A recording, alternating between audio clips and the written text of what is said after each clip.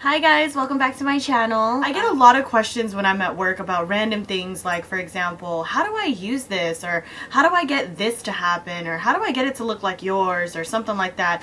And you know, I think it's really helpful to kind of do little videos like this actually. Instead of my super long extensive informational videos, right, I figured I would give you little tidbits of information once in a while, right, just a little break from my extra long videos on how to use certain products. So of course, since you guys know I work for MAC, I can just say it. It's pretty outright that I work for the company I work for, right? And because I work where I work, I feel like it's helpful for me to show you guys how to use our products or how to best utilize them to your advantage so that you don't, sorry, it's kilo creeping, so that you don't feel like, you know, you wasted your money on it, or like, oh my god, I can't get this to work or whatever. Because I find that a lot of the time when we get returns, it's usually because the customer either wasn't taught how to use it, or doesn't know how to use it, or can't get it to work for her, or something like that. And I experienced the same in every previous, you know, makeup retail establishment that I was at, whether it was Benefit or Bare Minerals or Sephora or whatever it may be. I always got the same type of issue. So one thing that I feel like some makeup artists or sales associates fail to do is teach you how to actually use the products. I tend to get a lot of questions in store about this product, and these are the Pressed Pigments. These come in multiple colors, multiple shades, of course. My personal favorite is Black Grape and Deeply Dashing, which I think I also did another tutorial on, which I will link down below. Ideally, what these are exactly how they sound. They're pressed pigments. Not all of them are glittery, not all of them are super, like, you know, sparkly, and you are able to, like, dumb down the glitter a little bit so that it just looks more of a shimmer.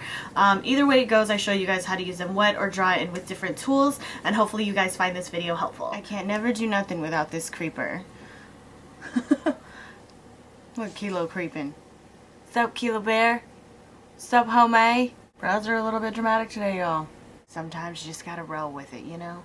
Okay, so I already went ahead and primed my eyeballs, and I used the Lorac Eye Prime behind the scenes. I don't know what it's called, but it's the Lorac Eye Primer that comes in the Pro Palette, whatever it's called. So I went ahead and used that all over my eyes, just something invisible. Whenever I use pressed pigments, I tend to use more invisible primers.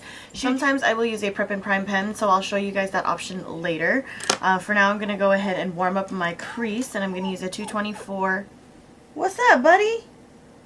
Can you hear him crying? I'm like, So whenever I work with pressed pigments, I tend to only put the brighter primer on my lid, but all over my lid I just go ahead and use something invisible. So any primer of your choice, really, Urban Decay, whatever you want. I use the Lorac one, and then I'm going to go in with Fashion Fix. You can go with any crease color of your choice, but this is the one that I'm going for today.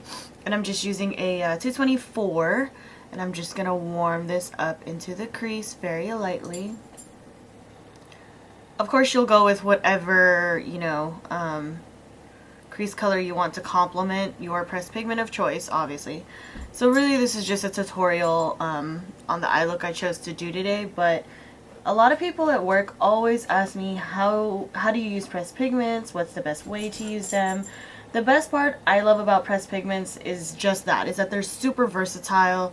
You can use them in whatever way you desire, literally. Like, you can wet the brush, get in the pan, and it doesn't ruin the quality of product. So this is one that I've used like constantly, and this one is Black Grape. I've dug my brush in this so many times, and as you can see, it's like barely, not to say hit pan, but like, you know, you can't really see all the wear and tear on it. So as far as getting into the pigment, I like to use it wet first and then dry after, but you can do whatever you want. So I'm going to show you a couple of different methods and how they apply on the lid. So the first way I'm going to apply it is wet. You can either wet your brush, then dig in the pigment, or dig in the pigment, then wet your brush. Same way you would any other like loose pigment, if you will. Because some people get a little bit confused about it, I'm going to go ahead and wet my brush and then dig into the pigment, because some people feel like they can't do that, and you totally can. So go ahead and wet your brush. You can use Fix Plus, All Nighter setting spray, whatever you desire, and then I'm just gonna literally dig into the pigment. And I like to kind of wiggle my brush in there because it really picks it up. So I like to literally dig it in there so that I can get it in. That sounds so bad. But you can like press it in, you can like dig your brush in, whatever you want. It's honestly not gonna fuck up the product, obviously. Mess it up, sorry. Potty mouth, Once I get it on the brush and it's wet, I literally just go in and sort of pack it on. You can swipe it on if you like, so you can go windshield wiper motions, you can zhuzh it on your lid, You can pat it in. It really depends on how you want it to appear. For me, I want like a pretty heavy sparkle, so I'm gonna use it wet at first, and then I'm gonna flip the brush to the other side and pick it up dry, and then fluff it on there dry and like re-layer it. And then I just kind of take the edges and sort of blend it upward so it's a nice like sort of faded effect. And of course you can, like literally you can put a crease color, you can do whatever you want, but I'm going to leave it like this pretty much. So that's another reason why I'm kind of fluffing it upward. This is only the method I'm using for today. So as you can see, it layers it really nicely. So when you do it wet, it gets that obviously like metallic effect, that foiled effect. And then when you do it dry, it adds on the extra sparkle on top. You can do that with any type of like loose pigments in general, and it'll do the same thing. But as far as being able to, you know, apply this pigment, some people freak out that they can't, that they're gonna ruin their product or whatever. You won't. You can also use a finger. So I'm going to go ahead and use my finger, and as you can tell, it still swatches, so it hasn't messed up like the surface of the product, which is awesome. And then you can just literally press it on, and it just intensifies it that much more. So I'm just like layering at this point, but say you decided to just use your finger, and I'm going to do it bare on this side because I can. You can use your finger. If you just need like a little bit of a pop of it, like say you have a shadow on already and you just want to kind of layer it on there, and you feel like your brush or the brush that you have isn't quite applying it as desired, you can absolutely use your finger. And as you can tell, it gives a very soft wash of color. A lot of people feel like these pigments don't swatch very well. They don't. Sorry about it. But I don't think that's a bad thing. That's just the way they're made. Some of them have more glitter than others. I personally love the ones that have more glitter. So again, wetting my brush, digging my brush in there, and then going in. If you wet it and then you layer, it will give you a thicker application. So obviously, as you can see, it's a little bit more opaque that way. And then if you want to build on top of that, that's when you add it dry. In my opinion, if you want the most opacity with it, that's how I would recommend applying it, is applying it wet first and then dry after.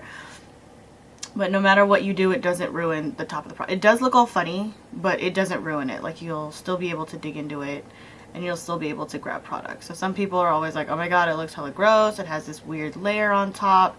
That's gonna go away, girl. Take a mascara wand and like zhuzh that out. It'll go away. But what I love about pressed pigments is that you get that sparkle without having to have chunks of glitter in your eyeball. That's like super irritating. It's just like a little bit of something. You know, some people don't want crazy intense glitter. Some people just want, you know, a little bit of a wash of glitter over their chosen eyeshadow or whatever. So there's other pigments that you can use that just add a little sparkle. So for example, if you have like black eyeshadow and you want a little bit of this on top, then you would take either a dry brush or a dry finger and then just sort of pat it on. Easy peasy. You can also scrape the product off. Sometimes I'll take like a disposable makeup mascara wand and sort of like, you know, zhuzh it off, mix it into the cap and apply it that way. You can absolutely do that. So I didn't want to mess up my pigment, but I went ahead and did it for y'all. You can absolutely scrape off the product and put it down there, and then pick it up with a wet brush if you want, or you can spray it in there. I have a coworker that likes to do it this way, where she puts it in the cap, sprays it with a little bit of Fix Plus to get it really nice and wet and damp, and then she mixes it into almost like a sort of pasty like texture, and then when you apply it, it applies it very similar. Does that make sense? Really up to you, to be honest. There's no right or wrong way to apply it. That's kind of what I'm showing in the video, is that you can absolutely do whatever you want and it'll still give you a beautiful effect. So no matter what you do to it, it'll still apply really pretty. For those of you who really want to get a really big punch out of your pigment, you can use a highlighter pen or a brightening primer of your choice. So you can use like soft ochre paint pot, you can use Painterly. I personally really like using the Prep and Prime pens. This one is in Light Boost. So you can apply that, and then it'll give the pigment a little bit of a pop if you want a little bit more intensity. So usually when I do it that way, it tends to like pick up the color real easy and make it uber opaque. So if you notice the difference between the two, without a primer and with one, it makes a pretty big difference. You know what I mean? So I would definitely recommend using some sort of a skin tone-ish, brightening, opaque type of primer if you want to like really make it punch. For me, I like to build the opacity on the glitter portion, whereas this one builds the opacity based on the color that's beneath it, whereas this takes like the shimmer, like I said, and then this one takes the opacity of like the back color, if that makes any sense. This is all the best ways that you can get the most out of your pressed pigments, so good luck playing with them at home, and I hope you guys enjoyed the video, and I will talk to you guys soon. Bye!